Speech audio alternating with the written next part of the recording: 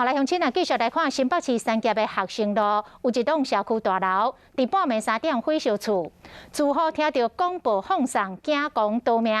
其中有一家口仔4个人，因为这个锁匙插伫个门锁内底，煞反锁，掉伫个厝内走袂出来，怎啊走到阳台等待救援。加在这个消防队赶到位，用分推车把这家口仔拢甲救落来。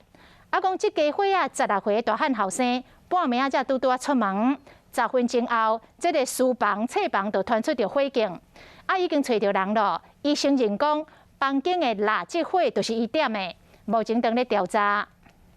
16岁少年深夜家己离开厝内，行伫街路，不过就伫伊离开无偌久，伊的房间就开始着火。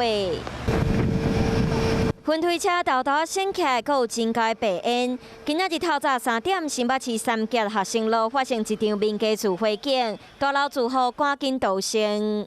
没有火苗，就很臭就闻到味道而已。广播那个不对，都全部冲出来。连衫拢袂付清，民众慌惊，甲赶紧冲落楼。拄防救来的住户，有人互浓烟险甲直直扫，好佳在无人伤亡。死亡的部分只有3体，那就有经理安全救出。